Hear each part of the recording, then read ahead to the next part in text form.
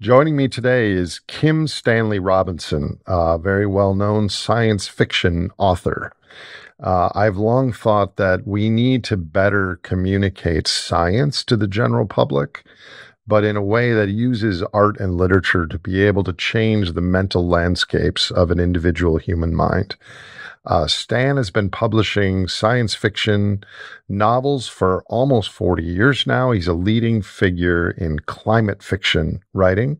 Stan incorporates strong influences of ecological, cultural, and political themes and features scientists as the heroes in his work.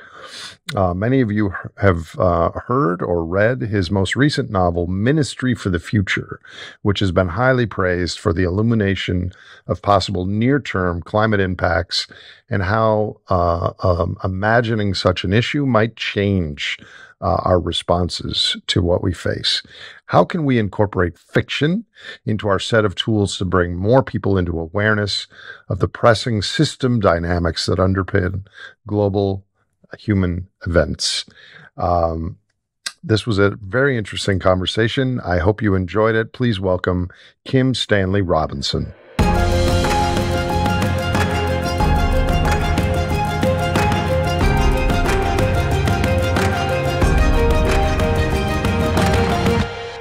Hello, Stan. Hey there, Nate. Great to see you. Yeah, it's good to see you too. So let's dive right into it. I've long known of your name because I've read some of your books long ago, but you've kind of been thrust into a broader spotlight because of our cultural awareness of climate change and your recent, very popular book, Ministry for the Future, which kind of took a view in the future of accelerating climate damage to society. You've long been an environmentalist. How did you decide that fiction writing was the way that you wanted to get involved and contribute to these issues? Well, for me, the fiction writing came first.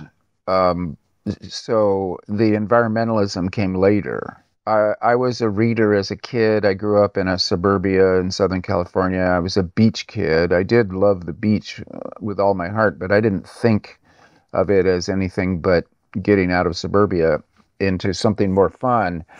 And then I was an English major. I loved all literature, but the novel sort of takes precedence in my reading life and in the world at large these days when it comes to literature. Maybe not compared to screenplays. Anyway, I got into science fiction because it seemed like the best way of conveying the way my reality felt, which was Southern California turning from orange groves into city extremely rapidly. And so science fiction struck a chord with me, and I wrote it. That that's my start. And then I started going to the Sierra Nevada when I was a undergraduate in college, and that mountain consciousness was pretty all-encompassing. It reoriented my lowland life to be always thinking about the mountains, my love of the mountains. What did that mean? What were the threats involved? And I began to notice that California in general is what you could seriously call a terraformed space. The water's distributed by unnatural means. It's an irrigated landscape. It's a now urban, but also ag. It made me pay attention. And then by that time, the environmental movement was really an active thing in the world, pointing out the dangers that even preceded our awareness of climate change. And then climate change was just how can you say it, the exponential growth of an environmental consciousness. And it began to invade my science fiction. Anytime I set a story in the next 100 years or two, or almost anywhere, the climate and the environment were prominent players in the story. So that's how it came about for me. And what's been your experience? Have you found your works, your books, to be effective in educating or swaying people? No, not until the Ministry for the Future. I can say that my books were considered, oh, well, That's Stan. He's our Boy Scout. He's our out nature guy. Science fiction community likes to be ecumenical and welcoming to all kinds of viewpoints. And in the great world of the science fiction community, it's a melting pot where no matter what your politics or your interests, you can be taken in with open arms. So that was the attitude towards me. And in the larger world, I had my readers, but um, and truthfully, I mean, to be more serious about it, as time passed, it became obvious that I was a leading proponent of climate fiction, which was near future science fiction, paying attention to the overdetermining reality of climate change.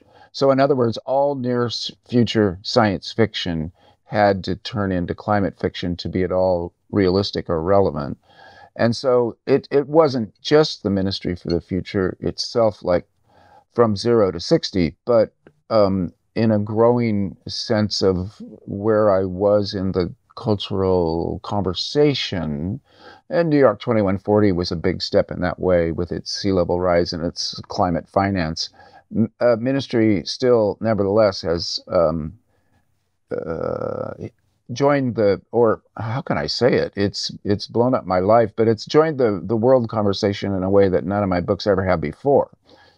So I wonder if you had written that exact same book 20 years ago, if it would have been far, equally well written, if it would have been far less well received, just because the public awareness of climate still wasn't the way it is now, where we have events and things that people recognize are out of the normal. I think that can be, that's almost certainly true. Yes. And we have a small thought experiment that shows how true it is. I published 40 Signs of Rain in, I think, 2004. And I want to say that 40 Signs of Rain is not as good a novel as Ministry for the Future. It's confined to Washington, D.C., to the National Science Foundation. It's an attempt to go local, but because the local was Washington, D.C., that was its supposed international aspect, capital of the world and all that. But National Science Foundation is not a powerful agency. It was a bit of a joke on my part. I struggled to convey Washington D.C. and the federal bureaucracy in a novel, and my struggles were, I think, evident on the page. But it was also 2004, and this was just an odd thing to be interested in then. And I must say, Al Gore's An Inconvenient Truth came out almost the same week as my novel, and it did have an impact. So that was partly Al Gore, partly a movie, partly a better demonstration of the severity of the problem than my novel. Nevertheless, if the book I had put out then had been Ministry, it wouldn't have gotten the same attention that it got in 2020. Just a brief personal question. Did you win like writing awards in your high school English classes? And were you always like going home and writing short stories and stuff? Or is this something that evolved into a passion and skill over time? In high school, I loved Shakespeare and poetry and detective novels, and there weren't any prizes to be had except for one. My English teacher, Mrs. Catherine Lee, a sweetheart, a complete Anglophile, an elderly woman who seemed of a previous age to us, because I'm talking the late 60s here, and she was probably had her looks and her mind formed in the 1930s. So she's probably was quite a bit younger than I am now, but we considered her to be ancient. But she was lovely. She paid attention. She liked it that I liked literature. We were like the two literature lovers in the entirety of Orange County, as far as we could tell. And It, so you she know, was it's fond of me. it's amazing how high school memories like that are imprinted on our amygdala. My high school English teacher, Rita Mack, I specifically can see the pen writing blah, boring in red ink on some of my papers.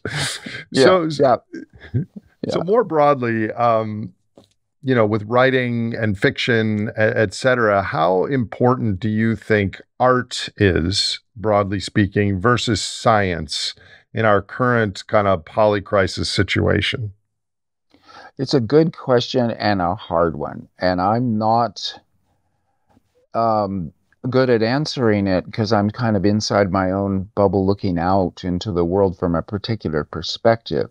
I'd say it's the sciences that are making all the stuff that keep us alive and telling us how the world works. And this is a science dominated world or science created world. But then science at its straightest, where it's really being honest with itself and with everything else. And notice I'm personifying it, is modest in this way. It says, we're learning about the world, we're creating some power over the world. We're not going to tell you what to do with it. That's the job of everybody else. And so they give over. Many scientists will just say, look, this is society's job, or this is the work for philosophy. And so there the arts and humanities come in. What do we do with our new powers? How do we get along with each other? These are not scientific questions. These are humanities questions. And so the arts can come in to tell the story and to create a sense of meaning. And so that is important. It's vaguer, and it's also like a giant echo chamber that we're all inside, where everybody's yammering all at once. So in other words, it's quite incoherent, but it is important.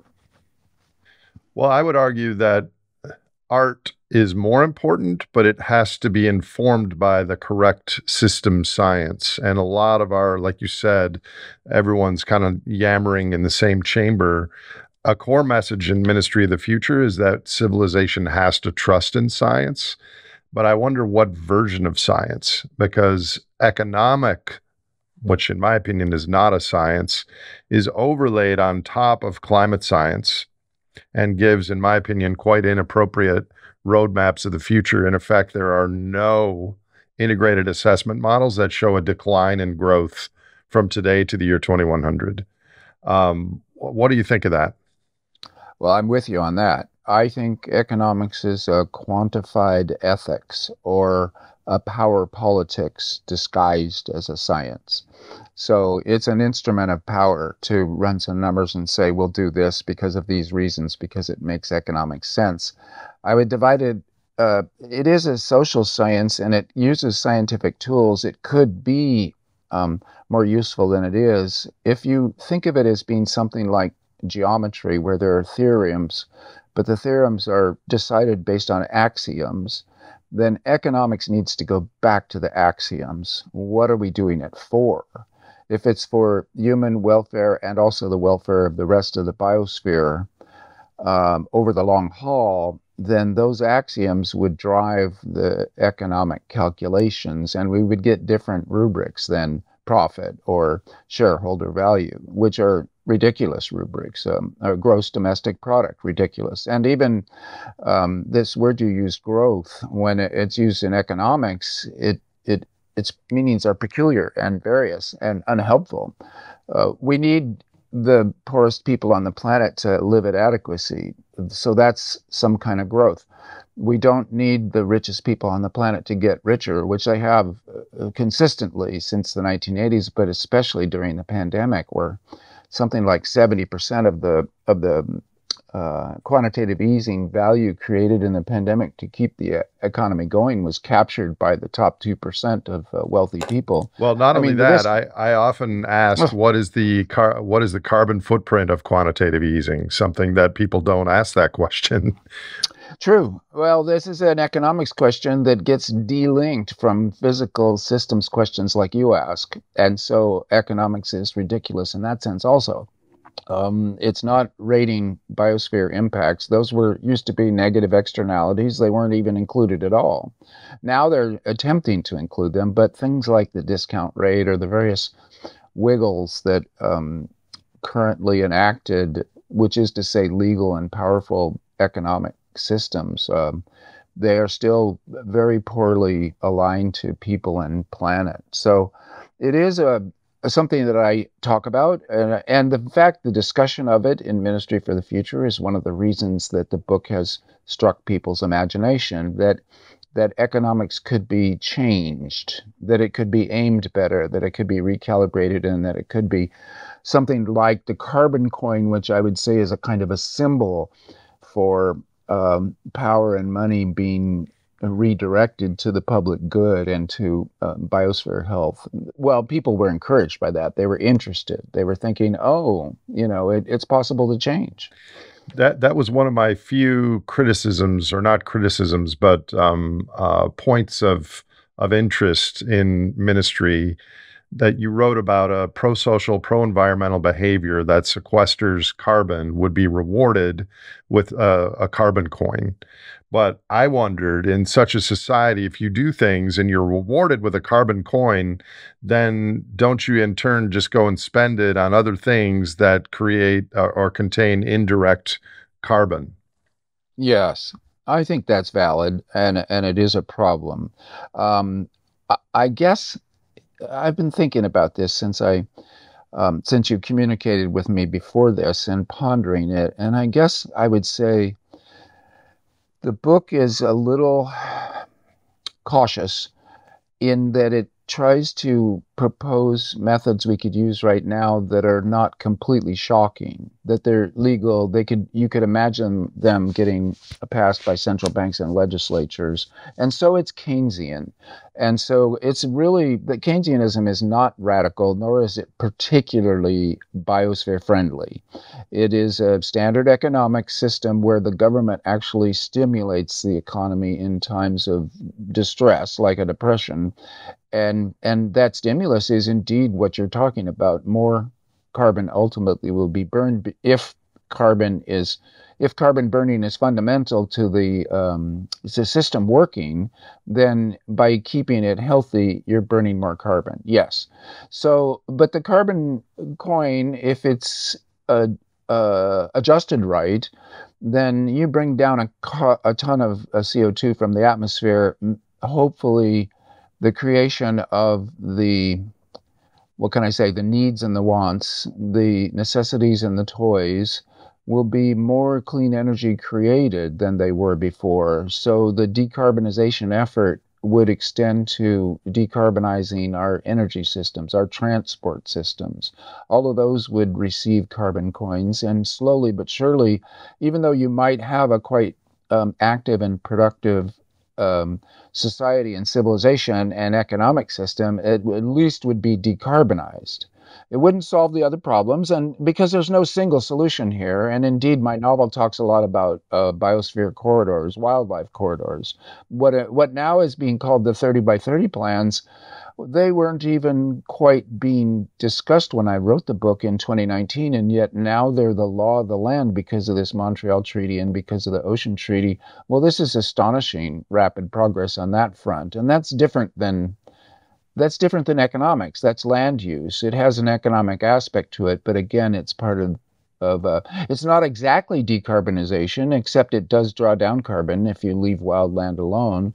But it's more having to do with biosphere health and having the wild animals not go extinct. So it So is a big project. let me extend that a little bit. I would argue that decarbonization, the way it's being promoted now, is going to lead to a rematerialization, especially in the global south, and negative impacts on global ecologies in the countries where there's going to be massive copper and lithium and cobalt mining, et cetera. So I wonder if you extend the metaphor of the carbon coin in your book to be an ecology coin, things that are not only optimized for climate, but that are optimized for biosphere health writ large, much wider boundary. I wonder if that would, part of the problem here is we're trying to optimize so many variables at once. But what do you think about that, to extend it to a broader ecology coin? Well, I've certainly heard about this since my book came out in ways that are super interesting.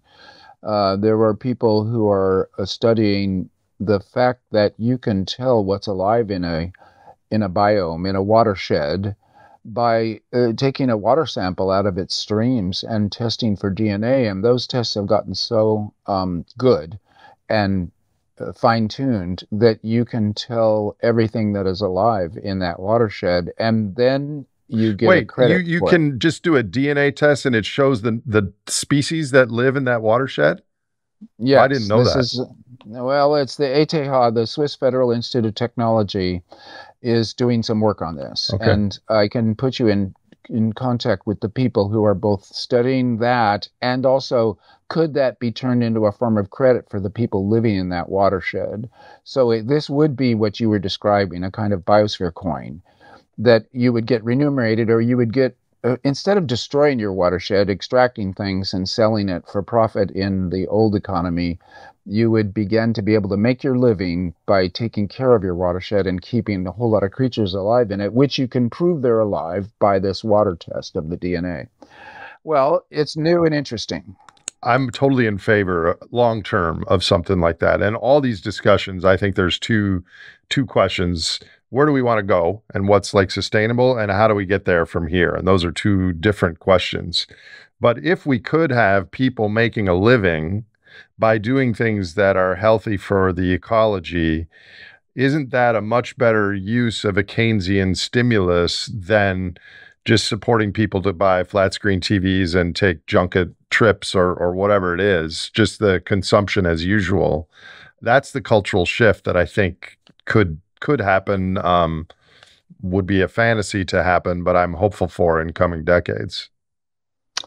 Seems to me that what you're talking about is also that is not economic, but is more experiential or philosophical or even a religious sensibility. In other words, what's life for?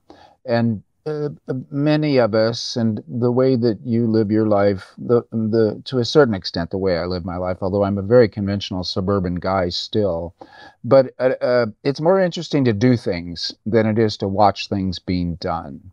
And this, of course, is a stab to the heart of our current cultural imaginary of social media and watching things on screens. A whole generational problem of your smartphone, your laptop screen, your big wall TV, watching things, and then other people do them, and you watch them. This is so sapping of human spirit. It's so passive and observational. It's not, it's like a half-life. It's like a Philip K. Dick half-life. And many people live it because they haven't figured out that even just taking a walk down the lane to the local store would be more interesting than what they were doing. Or throwing pebbles at a bottle on top of a fence top would be more interesting than these incredibly complicated computer games being played on a flat screen. The third dimension, bodily life in the world, in the real world, this is all more interesting than our artificial uh, created advertising culture. So when people will get that, how people will get that, whether that becomes a general sensibility, I don't know. To me, it's as obvious as walking outdoors. To other people, obviously not so much. So I don't know exactly how to make that turn. One thing I'll say is that my books are always about people doing stuff outdoors in the world. And maybe that's why my Washington, D.C. novel was such a trial for me and for its readers. There were too many meetings in offices. Didn't you write one of your recent books like fully while you were outside? I think I heard that somewhere.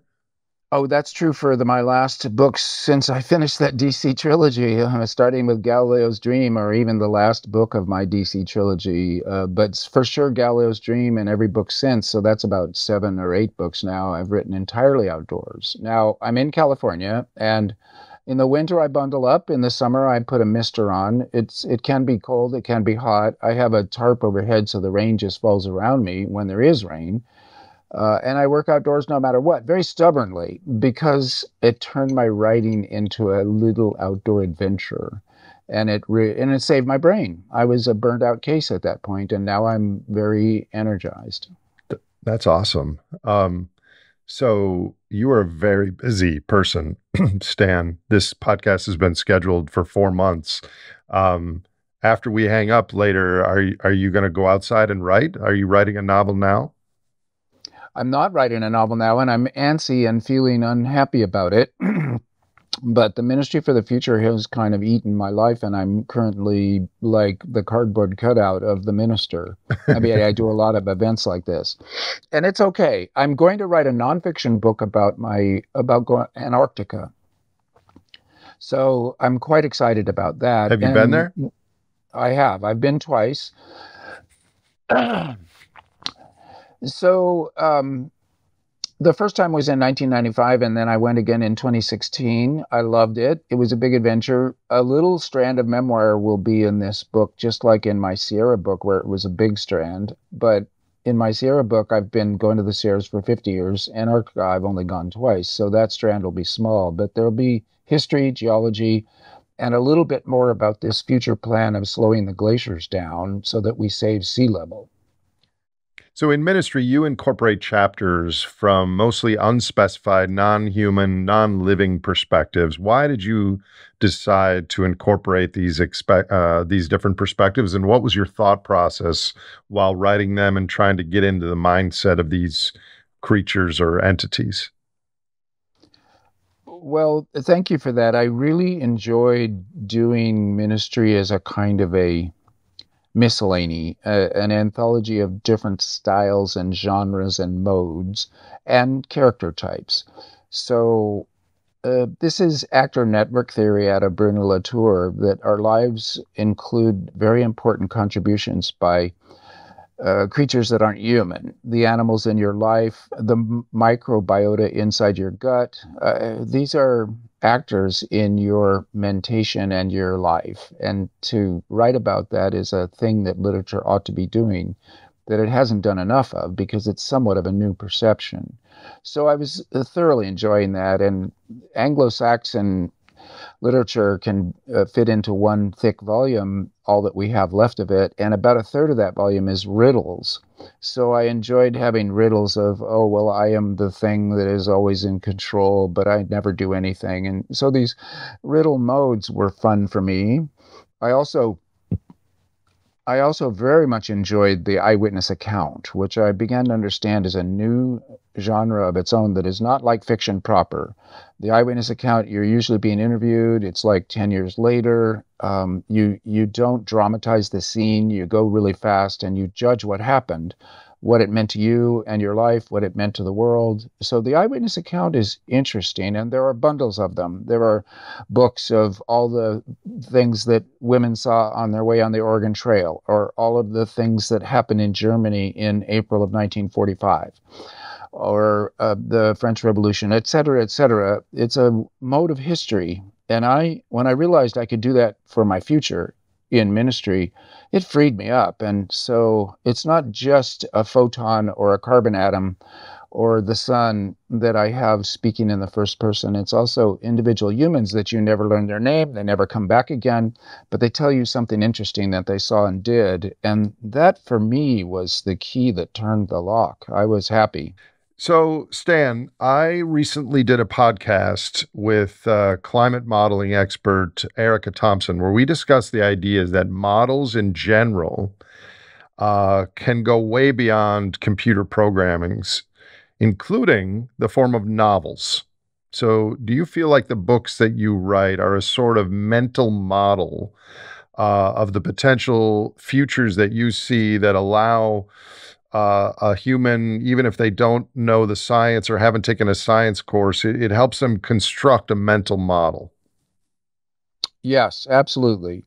I often compare it to modeling exercises, but then what you would want is to take the whole spread of science fiction stories and say each one is one run through from the initial conditions to a different outcome, like in any modeling exercise. Scenarios, it's good to compare them to scenario building. And the thing I would say that the novel brings to it that the others don't have, and there are things the others have that novels don't, but what novels bring, some people call thick texture.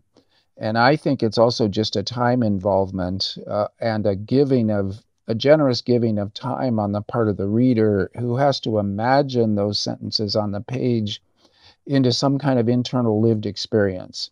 That takes effort, that takes hours.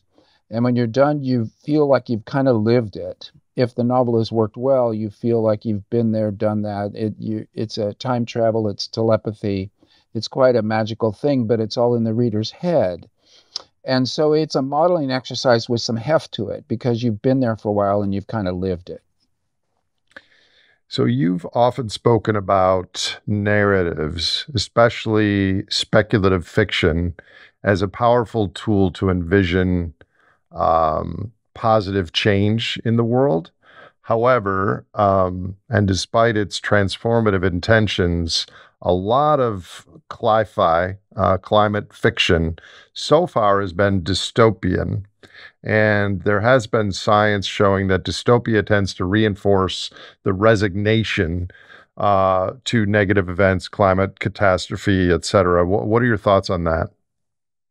I think that's right, and I think it's a really serious problem. I have become anti-dystopian. As a utopian science fiction writer, I've always had to acknowledge that these are two sides of a coin. Utopia, dystopia. Things could get better, things could get worse.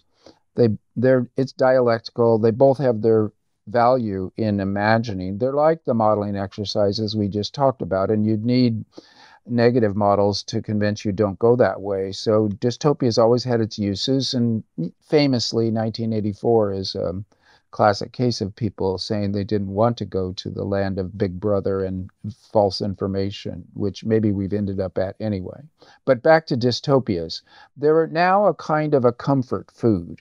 People Mm. read them or watch them on TV in order to feel like superior, like, well, things may be bad for me, but at least they're not that bad. And so you Oh, come away from them comforted. is that why the evening news at 6 p.m. they always lead with all these bad things happening in the world, and my mom is obsessed with watching the 6 o'clock news, and it's all terrible because it And makes them feel better about their current situation?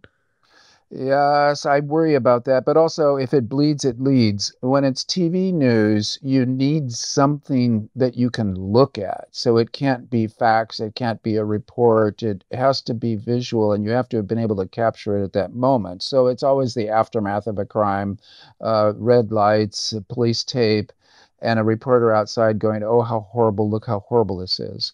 And it's simply a desire for visible drama, something that they can get on tape within the day of when it happened, or else it isn't news. So they're struck by a structural problem of you can't get visible evidence of the important things that happened that day. So they're stuck with trivia. So the nexus of art and science on environmental catastrophe and risk to the future is a really fine line, isn't it? Because we have to create mental models in people's minds about the science of what is possible, but not so dystopian that they just check out. There's got to be avenues for personal and cultural response. I think it's like what you say, and I call it a tightrope walk. You have to convince people to walk the tightrope with you of not falling off on either side. If you point out the danger that we're in, which is severe and existential, breaking planetary boundaries, causing a runaway hothouse Earth, this is a mass extinction event. This is as bad as it could get. So, on the other hand, powers of people, of society, of science, in theory, if we got our act together, a kind of a golden age. Certainly, we have the tools and capacities to solve these problems and get into a good space. And so that's the other side of the tightrope falling off is to say, oh well, it's going to be okay.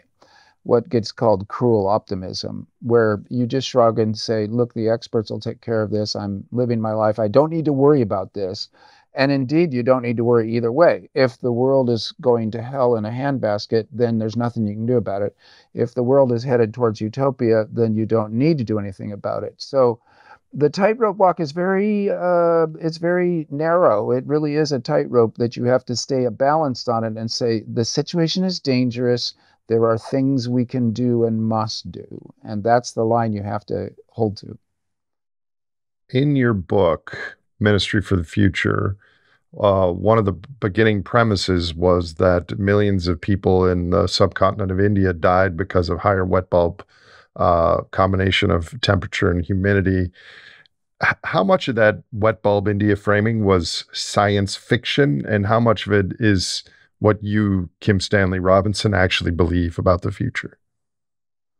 Well, I'm terrified that it could happen. That is one of the main reasons I wrote Ministry for the Future, was reading about the wet bulb 35 limit of human endurance, which I read about in about 2017. And it wasn't that it was a new fact, it was that the scientific and medical communities had kind of combined.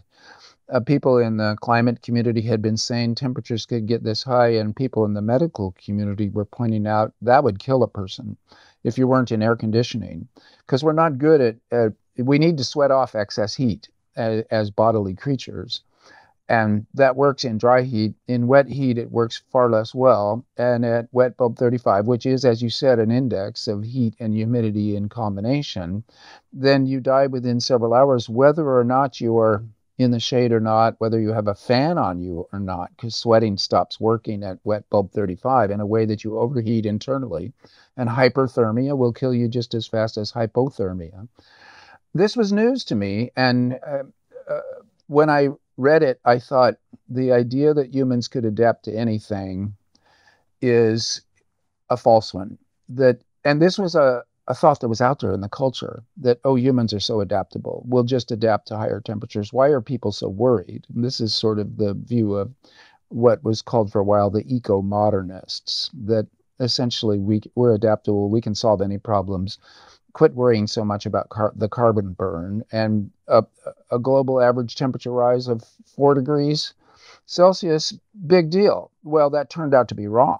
That's flatly wrong. And they don't say that anymore. And that's partly because of Ministry for the Future.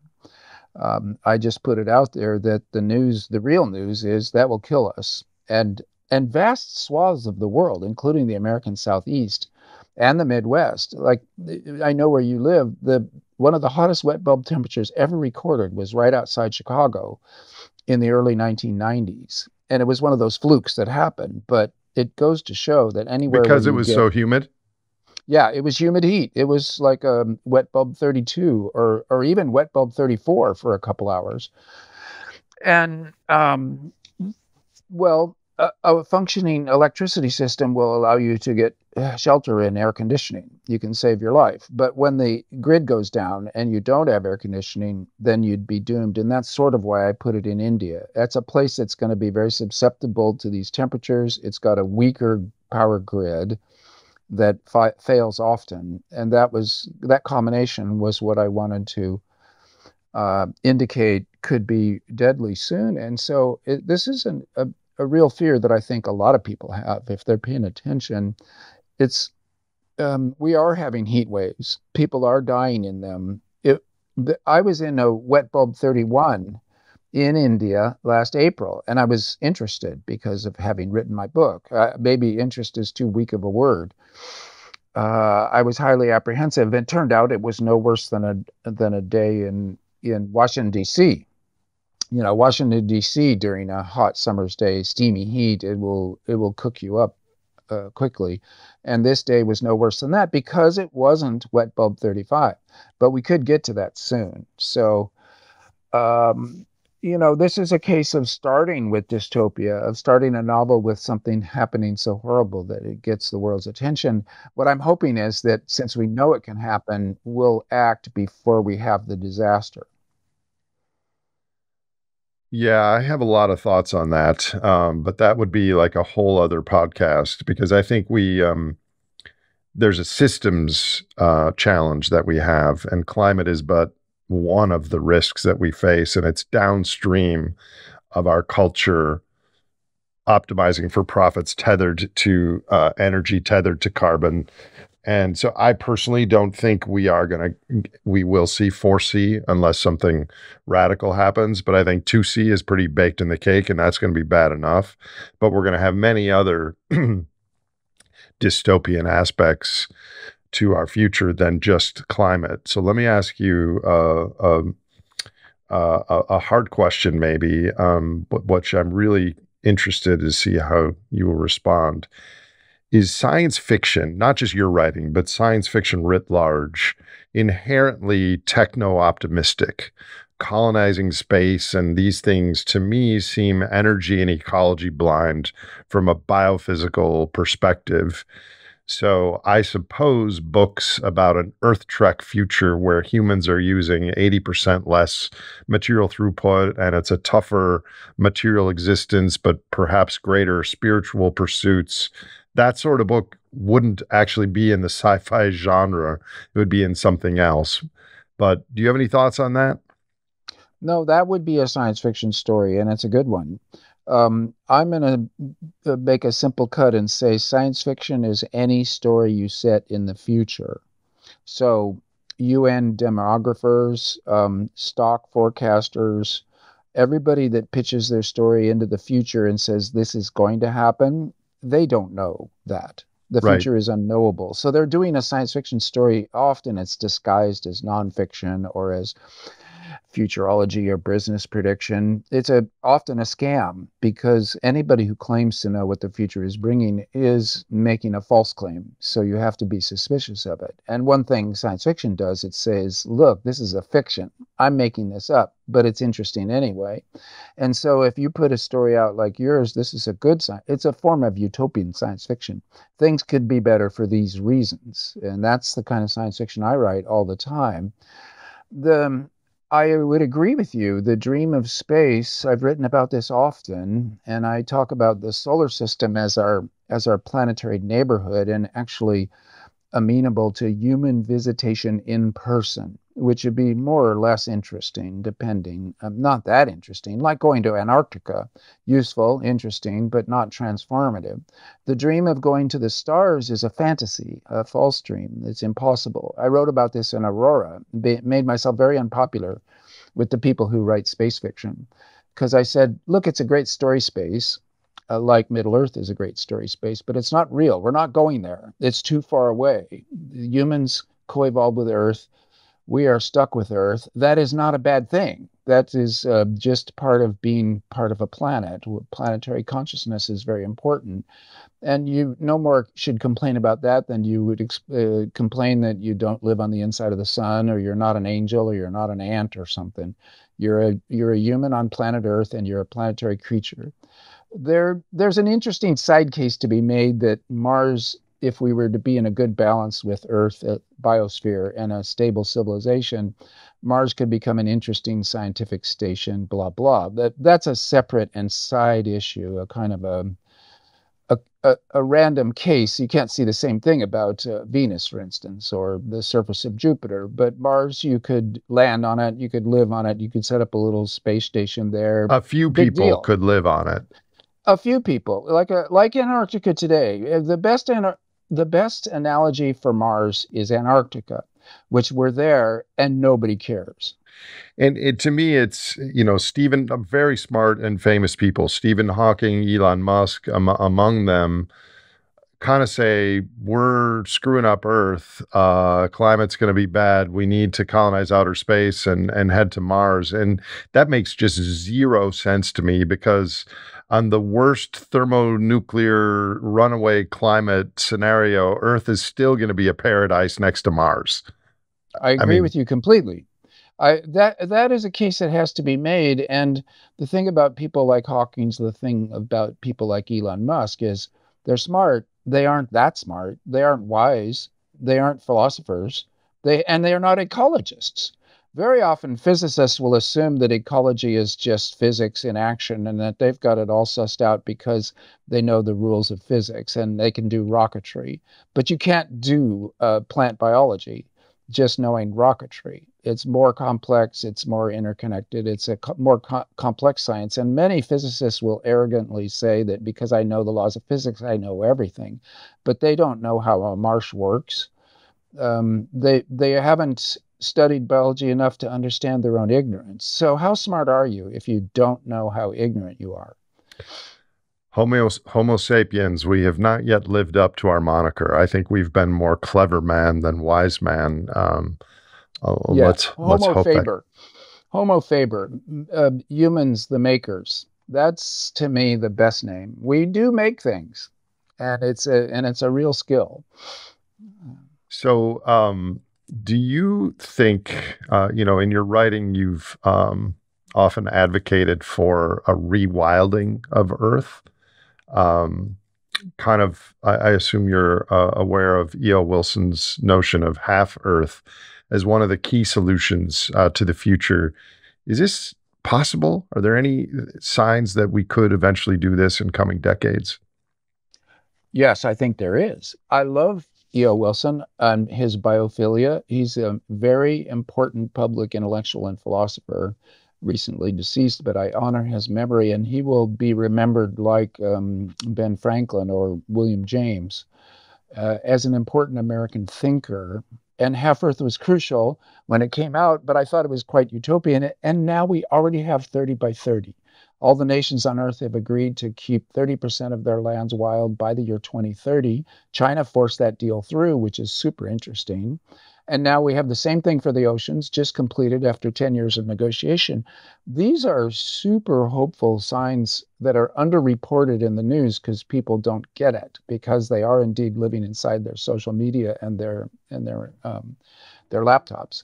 So if you spent time outdoors, you would realize that if 30% of the Earth's surface was left to the wild creatures and they became healthy by that, and I'm told by the woman who runs the 30 by 30 program in California, which is a formal state program, that we're at 24%, and that everybody in that pursuit talks about 30 by 30, then 50 by 50, which would be the Half Earth Project by the year 2050. And yes, humans can indeed do their agriculture and compress into the cities, which young people want to anyway. You wouldn't have to force the issue. Organize our management of the landscapes in ways that don't mean pure wilderness, like humans never get to go here. That would be unusual in the extreme. But land use that opens up the land to the wild animals and they get to live their lives encumbered by us. And then we live on the other 50% in ways that are intelligently managed in biosphere sense. So we're helping also, even on the land that we're on. Well, this is the plan. It's maybe the most important part of the plan going forward. Although you want to have a way to pay for it, et cetera. I hope that can happen. Even if it were to happen, though, it really isn't 30 or 50, because the 30 or 50 assumes that everything else in the biosphere is constant. And we know that the climate and other biogeochemical feedbacks are going to accelerate. So that 30% of ecosystems, what it supports today, 20, 30 years from now, climate will have an impact on it, obviously. Yeah, it's true. And I think you're just pointing out realities here that everybody ought to know. Um, for that reason, there are some wildlife ecologists and conservation biologists talking about making sure these corridors that we establish for the wild creatures have room for them to migrate northward in the northern hemisphere to get away from the heat.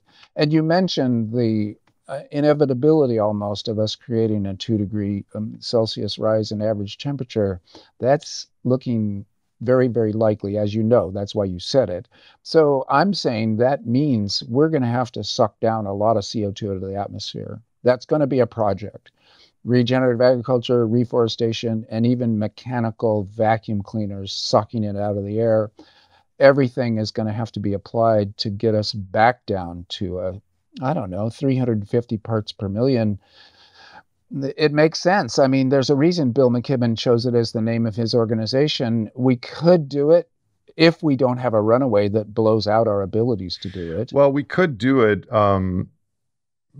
Stan, I don't think you've watched much of my material because you're so busy, and we just recently met. But one of my recent framings is I call it Mordor, or the Great Simplification. The Great Simplification is when we can no longer kick the can financially, and the amount of financial claims we've created crash down in a snapping rubber band to our biophysical reality, which means a smaller economy and smaller emissions going forward. On the other hand, if we are able to do more carbon finance trickery and quantitative easing, number nine or whatever, will continue to grow the gross amount of energy that the world uses, which results in GDP. But the net amount of energy that goes to hospitals and science fiction books and Disneyland and shopping centers, that is going to be more and more directed towards the energy and mining sector itself. They're going to need to use more to get the lower quality resources.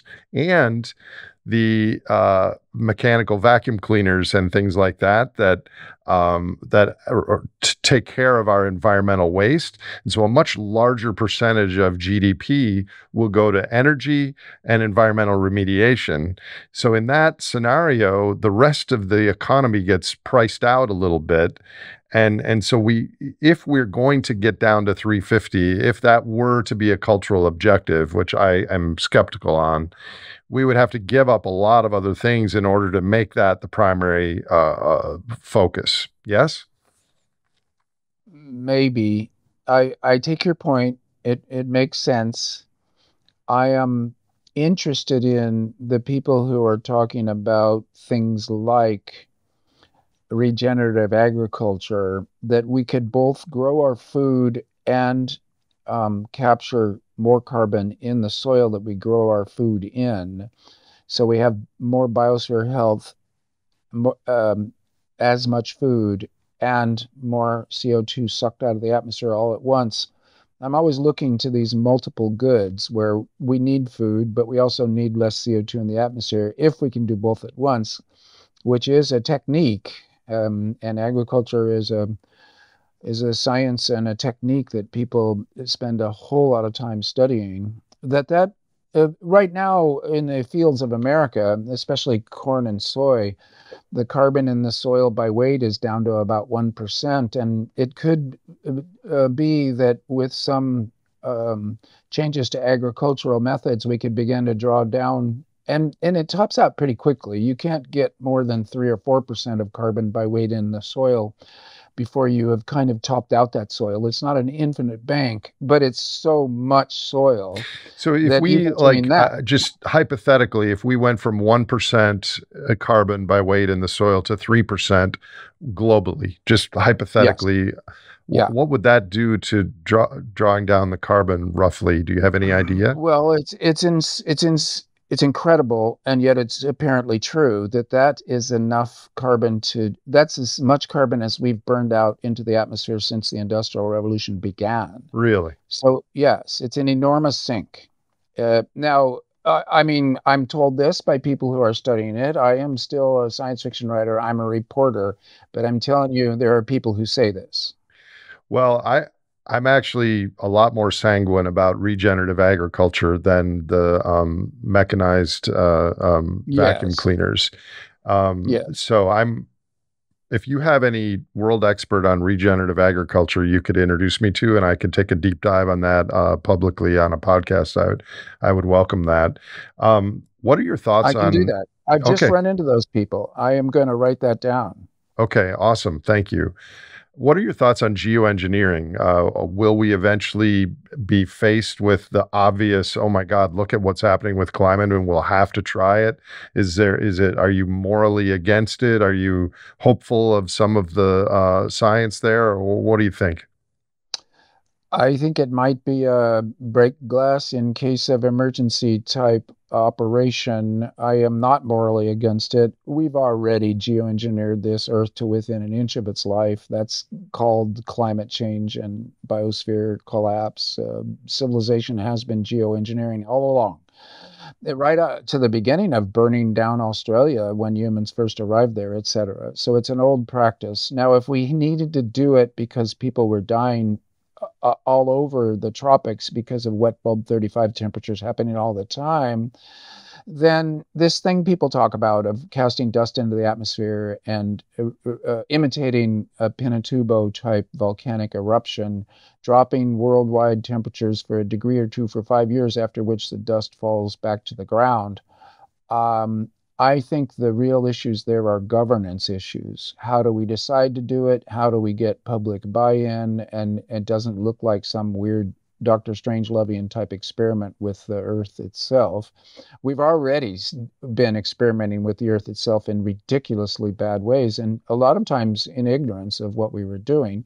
So this would be being done on purpose in full knowledge of what we were doing. I think we should study it. I think we should discuss the governance of it. There are also more, what can I say, less alarming versions of geoengineering. For instance, if you slow down the glaciers in Antarctica, you could call that geoengineering, but there are no negative side effects that I know of. And then there are people talking about the whales, that when we killed off 95% of the whales on this planet, we wrecked the ocean's biopump, which is also a nice carbon drawdown mechanism. And that replacing the whales, and since you can't just replace whales, you can replace whale poop, which is a chemical formulation, a kind of living bio excrement of whales dropped into the ocean would create the same biospheric conditions that existed before we wrecked it. So this would also be geoengineering in a peculiar way and is being discussed. So the topic is huge, and I don't want to go into all of the rabbit holes involved there, but I certainly think that it's something that people should be able to talk about it without a sense of shock and awe or, oh my God, there are some things man was not meant to know type mentality. I mean, we're far past that. We are in an emergency situation, and certain emergency gestures may become necessary that we don't get a runaway into hothouse Earth, which could happen. Do you ever get the sense, or just this like deja vu weird sense looking at the news and looking around the world, that we are living a science fiction novel reality that none of you writers could have imagined 20 or 30 years ago? Every day there's just crazy stuff happening left, right, and center. And it's almost like the Twilight Zone. This is like a real Twilight Zone meets reality TV, our lives. Well, yes, I've been saying this for about 25 years. We are in a science fiction novel that we are all co-authoring together. Hmm. And what I mean is the future is crashing us, that there's the great acceleration has accelerated yet again, and everything's happening faster than we can come to grips with. And that's what a science fiction novel is trying to capture, is that feeling. So for sure. But what you would want, although Twilight Zone was a great show, you would want something more like, I don't know, Ursula K. Le Guin's The Dispossessed, which actually is very troubled and filled with revolutions and conflict. So it's not like you're going to dodge revolutions and conflict here, because we're in the midst of it. It's a very melodramatic science fiction novel that we're caught in the middle of, and we just have to try to write it towards utopia. I actually posted on Twitter a month ago that my entire life is filled with nonfiction, and I needed some fiction recommendations, and I had 1,000 replies, and Ursula K. Le Guin's Dispossessed was like among the most popular ones. So I just bought it. I have it outside. I've not read it. That's good. Oh, So are you'll all those enjoy it. books behind you? Are those all science fiction books? No, that's a non. This is a nonfiction shelf. Okay. I keep John Muir. This is accidental, but I have a full shelf of John Muir and then a full shelf of California nonfiction, and the top shelf is Antarctica. I see Wow. a really long shelf of Antarctica. That might be the 90% of Antarctican literature right there, because So it's not just a. out of curiosity, how many hours a week do you spend reading? Oh, well, a lot. I read nonfiction by day, and I treat it instrumentally. I almost strip mine my nonfiction to get what I need for my fiction. So I read nonfiction all day, and but I'm writing also. I reckon it must add up to a couple, 3 hours of reading per day of nonfiction. And then every night when I go to bed, I read fiction for about a half hour or an hour. Depends on how long I can stay awake, but I'm That always reading a novel, and when I finish one, I start another one. And I love it. I love reading fiction. Reading nonfiction, I don't love, but I it's agree. important. It's part of my work.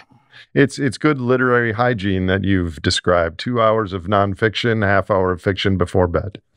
Yeah, yeah. Oh, and I must say, read a novel when you go to bed, and you'll be absorbed. You'll fall asleep in a different world.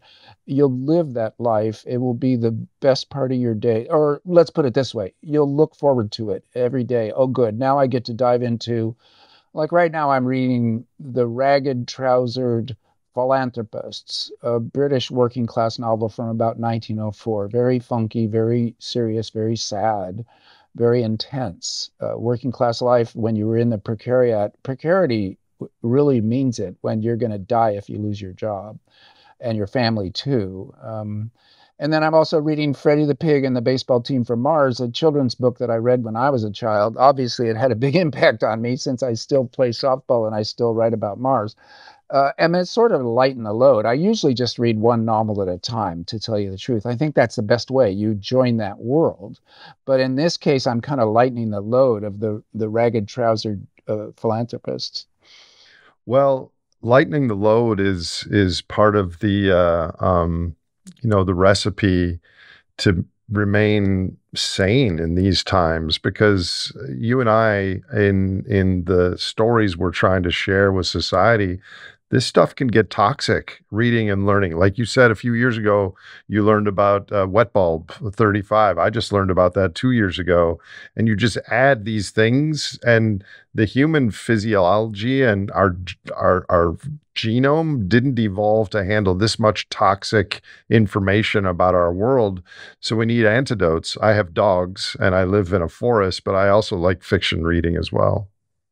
Well, I think that what I read about you before we got on this podcast, that you figured it out, that you're living on the land, you're paying attention to a particular piece of land, and you've got other animals, companion species, that you're taking care of and helping, and they're helping and teaching you things too, of you as an animal. That this is what everybody, if everybody had it figured out to that extent, and even you can live a life in an apartment in Manhattan that includes these things if you've got it figured out in the first place. So it's really a matter of understanding what we are, and then adapting, living your life to accommodate what we really are, which is animals and social primates and all the things that we obviously are. The more you embrace that and live it, rather than sitting on your butt looking at screens all day, every day, that will drive you mad. And so we live in a culture that's slightly mad. I agree. Thank you for that. I'm not sure I have it all figured out, and I do still need to read the equivalent of Freddie the Pig at night. So, key question here: climate, and to a lesser extent, biodiversity and PFAS and endocrine disruptors and all these other things are becoming more aware, and teenage humans are coming into learning about the world and learning all this stuff. And I've taught a college course for 8 of the last 10 years. And in my experience, there's a lot of scary material at the I don't know how many tens of thousands of climate courses there are in high school and college, but worldwide. And there's scary material. This is what's happening to climate. These are the scenarios. This is what's going to happen in the 21st century. But there's kind of too narrow a solution set. Just at the end of the semester, it's, well, we switch to renewables, you drive an EV, or we end capitalism. But do you think that we're approaching a time when there could be more systemic story and recommendations to young people that involves behavior change from within? Like being happy with social, natural, human capital rather than financial status. What are your thoughts on this? Are we approaching young people with the right message on all these systemic crises? I don't know. It's a good question.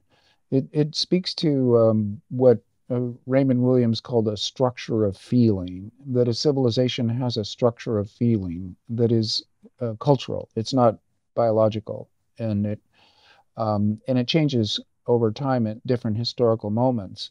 I think actually of the list that you made, ending capitalism, if young people are being talked to about that, that would be crucial. I don't think they are. They live in capitalist realism where they're going to be told typically, nothing can ever change. This is the system. You have to plug into it. The system is unchangeable. And that's not true. The system is changeable and has to change because biosphere reality is forcing change.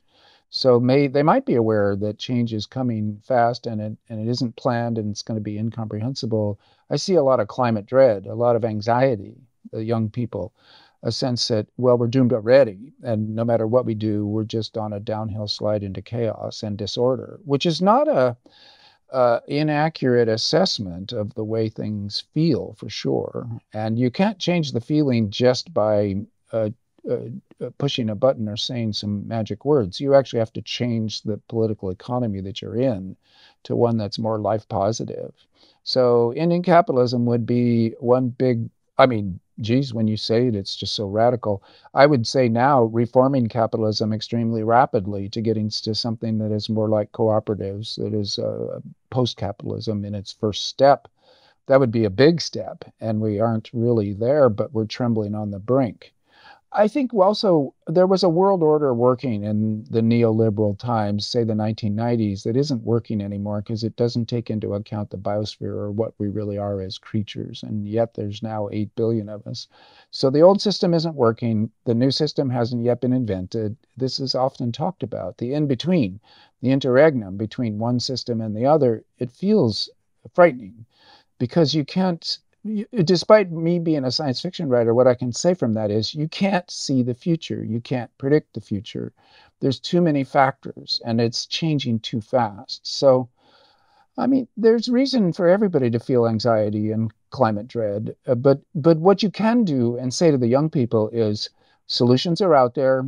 Let's make the solutions happen. Let's work together on the solutions. You'll be one little brick in a giant wall, but the wall is possible. We can build that wall, and you put your brick into place, and you'll be part of that historical wave, that movement that changed. I mean, this generation is tasked with a really heavy task to dodge a mass extinction event that previous generations started mostly by accident.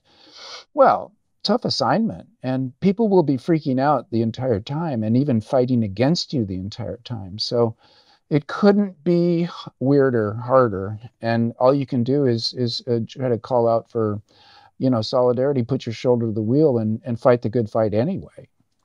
So, do you ever speak to younger audiences in addition to your activist message that you just described? What sort of advice do you give to teenage humans who are old enough to intellectually understand this stuff, but not yet sucked into the consumptive vortex of modern society? Do you have personal advice to young teenage or early 20 humans?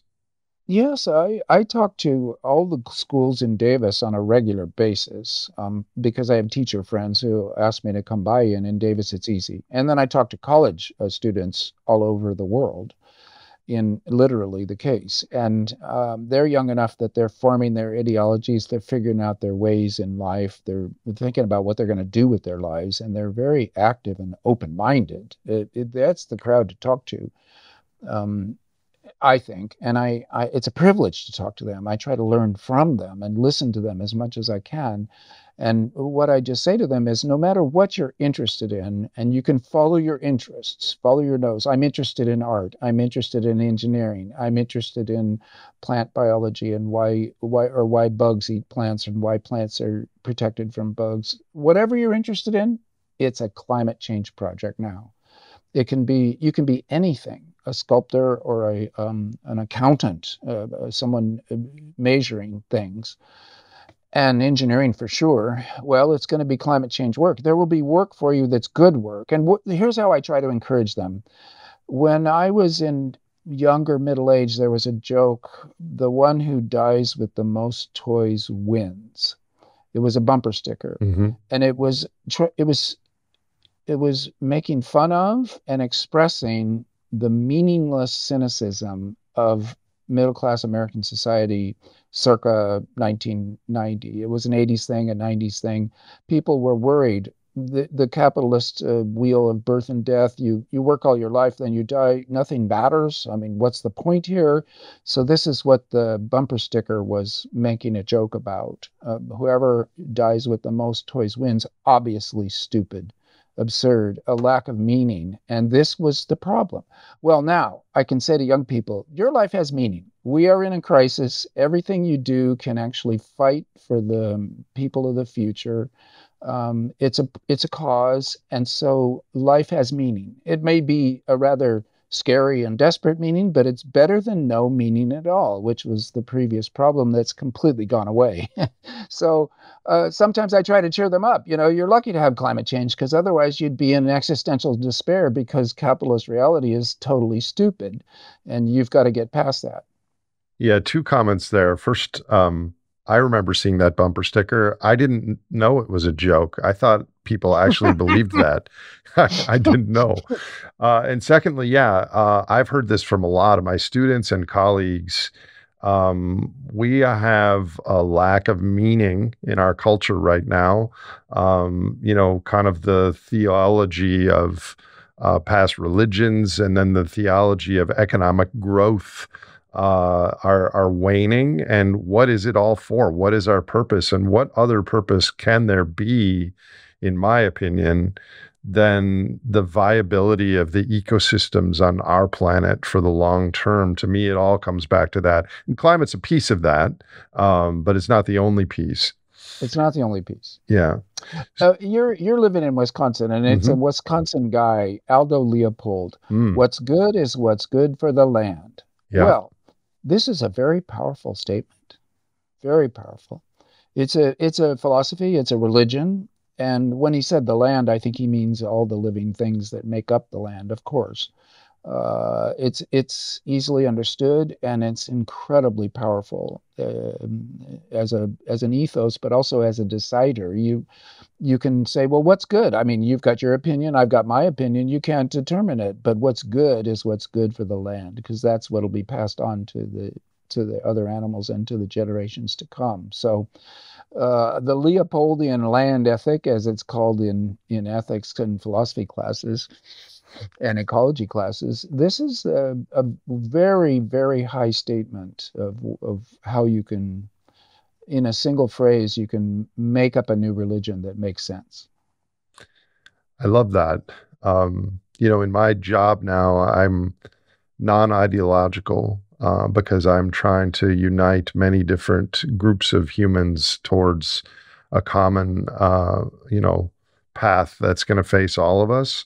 So I'm apolitical, but if I do have an ideology, it's what you just said. It's that I deeply care about the ecosystems and other species. And irrespective of everything else that I write and speak about, at the end of the day, that is something that I have no shame to tell at the rooftops to any political group or age group, or that's what really matters during our times right now. I'll just throw that back at you unintendedly. What do you care most about in the world? I mean, you're a very accomplished author and activist, but like at the end of the day, what I think I could probably guess, but I'll ask you anyways because I ask all my guests. What do you care most about in the world, Stan? Well, I'm just like everybody else. The answers are immediate and instinctive. I care about my family, my friends, my community. I care about animals in a way that I didn't when I was younger. I just recently went to India for the first time, and what I noted immediately was they live their lives with animals still as part of daily town life in a way that's incredibly beautiful and inspiring. But maybe I'll turn it back, and I just want to say that an ideology is the imaginary relationship to the real situation. And therefore, everybody has one and has to have one. If you don't have one, that would be a mental disability quite severe. So we all have that imaginative relationship to the real conditions of existence, which is what an ideology is. So you have one too. And that translates to a politics, which you have one too. It can be ecumenical, it can be directed to a particular kind of point that tries to transcend stupid partisan divides in the current mediated American landscape, or older visions of left and right, et cetera, et cetera, et cetera. Sure, those are deserve to be transcended, and some kind of biophilia, some kind of land ethic. We'll do this for the good of our land and the local area, all the creatures on it, including the humans, and that will be, that's a little vague. It's more like a religion than a politics, but it can go to a politics. Yeah, there we go. We are looking at Biophilia by Edward O. Wilson. Edward Yeah. Wilson. Beautiful So, concept. yeah, I have almost all his books, and I agree with what you Yeah, said me too. earlier. Well, actually, I wonder if I have, oh yeah, here, I have this book, The Superorganism by E.O. Wilson. I wrote an academic paper about the superorganism, which I'll send to you. So, in all of your travels and your lectures to young people and your work, what things have you noticed or experienced in the last couple of years since ministry came out that really give you hope and motivation about coming decades, despite all the craziness in the Twilight Zone-esque sci-fi world we're living in? Well, it's a little technical, but it's true. I've been encouraged by the 30 by 30 movements and the COP15, the Biosphere Treaty in Montreal that the Chinese hosted with the Canadians last year. Astonishing. The Ocean Treaty just signed. Astonishing.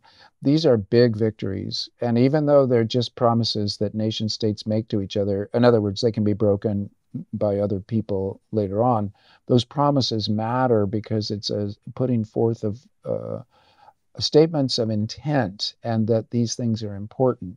I learned that there's a network for greening the financial system that is owned and operated by and joined by about 90 of the biggest central banks on earth, including the super big ones out of the G7 and the G20. All those central banks are trying to green the financial system such that there That is an sounds like an economy. oxymoron to me. Well, but that would be bad if it was an oxymoron. You want to correct that. The money needs to be spent, which is to say, human labor needs to be expended, and you have to be able to make your living doing good biosphere work rather than bad biosphere Oh, so work. this gets back to the ecology coin we talked about earlier, something Yeah, like that. yeah. Yeah, and you can look it up. The Network for Greening the Financial System has a website. It has a white paper with 9 suggestions. They're pretty technical. Like two of them I don't even understand. But what they're really saying is that money itself is a political act. And the fact that everybody believes in money and you can go down and stick a piece of plastic into a slot and then someone will give you a cup of coffee. So that kind of belief is very deep and cooperative. Belief in money, if money itself was greened at the roots and is being made up at its very start by central banks, and this is fiat money, in other words, the US dollar being spent on green projects first and then circulating in the general economy, that itself might drive a lot of restoration actions and might allow us to dodge the mass extinction I, event. I So, will I will look into that. I think I at least partially agree with that, but with a big old asterisk, Stan, which is as long as we have GDP as our global cultural goal, we will burn more energy and consume more stuff. And if we get more efficient, we're just going to burn more. So if we have an overlay in there of green, of where the money goes into something green first, I have to think about how that would work. no, and no, I take your point. And both of the things you said are right. GDP is wrong. It is a rubric, an index, and a way of measuring human civilization that is flatly wrong and destructive. And so, growth of, which is usually a shorthand for growth of GDP, that's a growth of destruction and is like a cancer. So, Human Development Index, gross national happiness, this is a Bhutanese thing. Other indexes that rate the human economic efforts by a different set of standards, these are crucial. That's a crucial part of the work. So, if you could wave a magic wand and there was no personal recourse to your actions, what is one thing that you would do to improve human and planetary futures? And as a science fiction author, I'm imagine you have dozens of such ideas. I don't know. I mean, it sounds so instrumentalist or technical, and maybe I should put it at the level of the structure of feeling, like you've been talking about, a different attitude towards life. Um, I mean, some of it is absolutely simplistic. If people would spend more time outdoors, it would reorient their sense of reality in fundamental ways that changes the view of everything. We spend too much time indoors. We live in boxes looking at boxes. This is silly stuff. And it's distorting our sense of what's real and what's important. So, I mean, that's a little simple. You could also go technical, like I have been in most of this talk. If fiat money was created with a good green spending of it first off the bat, then many other things would be better. 30 by 30. If I could instantly say that 50% of the earth and the ocean were left to the other animals and that we concentrated our activities on 50% of the earth and 50% of the oceans, if I could wave that magic wand, and here's the thing, people are already waving it. The 30 by 30 thing is profound. When I first read the E.O. Wilson book, Half Earth, I thought, beautiful idea, will never happen. And here, 20 years later, it's happening. Well, I'm stunned. And now here it's worth following for a second. Why is that happening? I think everybody at the level of decision making and policy, and also all well meaning citizens who understand that their lives depend on science. And when they're scared for their lives, they run to a scientist, which is to say their doctor. They looked at the evidence, they've taken it in, they've realized we're in a biosphere emergency and that civilization will crash if the biosphere crashes. And we've only got 10 or 15 years to cope with it. But it's better than having only 1 week to cope with it, which we couldn't do. And it's better than having 500 years to cope with it because we wouldn't pay attention. So we're in an emergency and people are acting like it, but it's an actionable emergency space. In other words, we've got this 10 or 15 years. And I think the good things are happening because there are so many people who actually know this now and they are doing something about it. So, last just personal question. How many hours a day you live in California? So that's different than Wisconsin, but how many hours a day do you actually spend outside? And how is that different from 10 or 15 years ago? Well, because I moved my writing life outdoors and my recreational life, which is, an hour of throwing frisbee golf at a running pace with my friend and going for a walk with my wife. I'm calculating here as I talk. And well, you can't see it in this morning light. My poor skin is taking a hit from all this outdoorsness. I should use sunscreen. I'm outdoors about 8 hours a day. Awesome. And is that an increase from 15, 20 years ago? Yeah, but that's a simple structural change. I started writing outdoors rather than indoors. And so that's 5 hours a day. Yeah. Yeah. Awesome. Stan, this has been great. Thank you so much for your mental neuronal connections that end up creating new mental imagery and connections in other humans. It's an art and a skill and a gift. And I hope you have a great next novel in mind, and we'll have another conversation.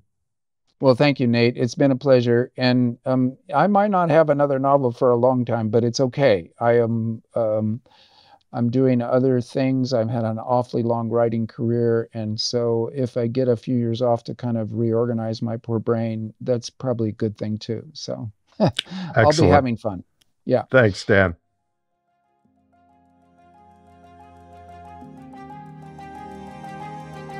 If you enjoyed or learned from this episode of The Great Simplification, please subscribe to us on your favorite podcast platform and visit thegreatsimplification.com for more information on future releases.